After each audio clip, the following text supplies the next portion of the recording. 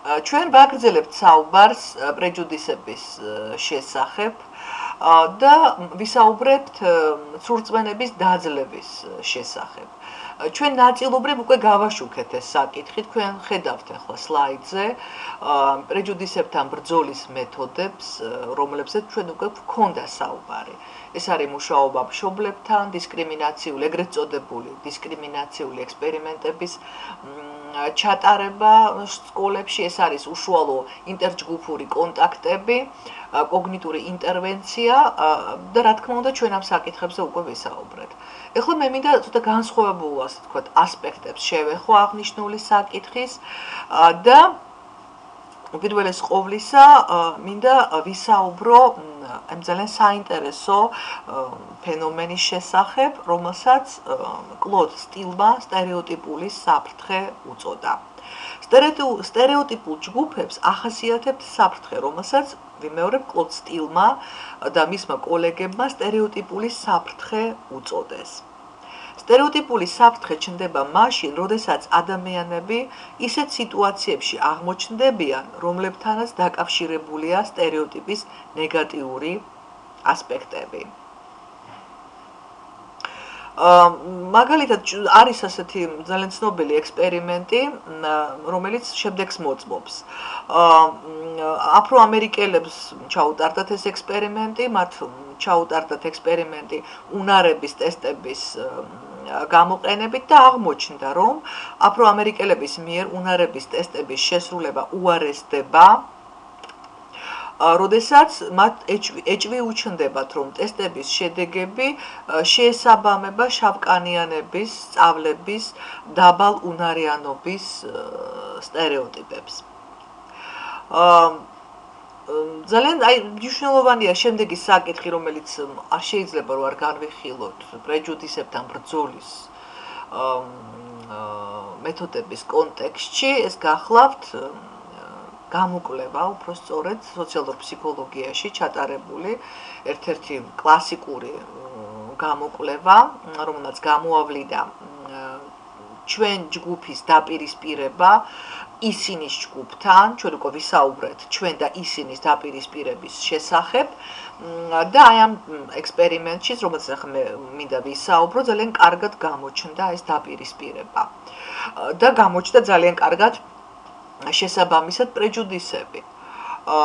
1954 წელს მუზაფერ შერიფმა და მისმა კოლეგებმა ორ ჯგუფად დაყოფილი ბიჭები ოკლაჰომის შტატის სახელმწიფო პარკში წაიყვანეს.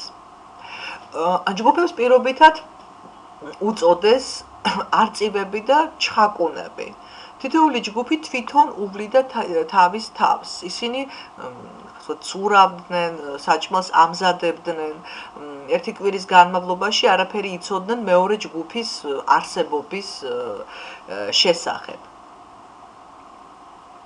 ჯგუფებმა ერთმანეთი ბეისბოლში, ფეხბურთსა და ბაგირის გადაწევაში შეჯიბრების დროს გაიცნეს. ასეთ დასაწყის ორ ჯგუფს შორის გამძვინვარებული მეტოქეობა მოჰყვა.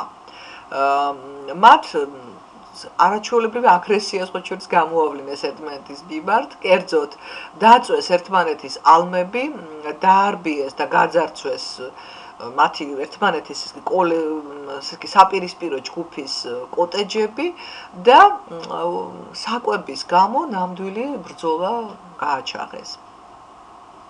და ისმის კითხვა, როგორ იყო შესაძლებელი ასეთი საშინელი მტრობის შემცირება.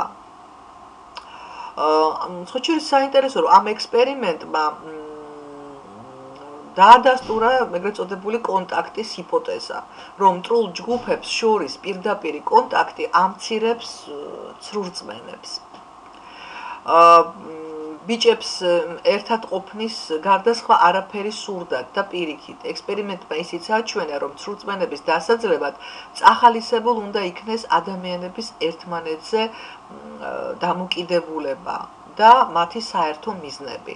ანუ, როდესაც ადამიანები არიან ერთმანეთზე დამოკიდებულები, მაგალითად, ერთად ასრულებენ საერთო ამოცანას, სადაც ამ ამოცანის შესრულების ეფექტურობა ბევრად არის დამოკიდებული თანამშრომლობაზე და ურთიერთდახმარებაზე, როდესაც ჯგუფის წევრებს აქვთ საერთო მიზნები, ეს ხელს უწყობს ცრურწმენების, პრეჯუდისების ძლევას.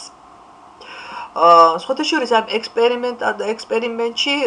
ექსპერიმენტატორებმა სცადეს პროპაგანდისტული ხერხი, მათ გამოიყენეს ასეთი ხერხი, ერთ ჯგუფს უქებდნენ მეორეს. მაგრამ ამან არ გაჭრა, ამის შემდეგ ისინი შეეცადნენ ჯგუფისთვის ისეთი გარემო შეექმნათ, რომელიც გამორიცხავდა შეჯიბრს. და სხვათა შორის არც ამან გამოიღო სასურველი შედეგი. მტრობა მაშინაც გრძელდებოდა, როდესაც ჯგუფები ერთად უყურებდნენ ფილმს. ბოლოს მკვლევარებმა ერთი რამ მოიფიქრეს.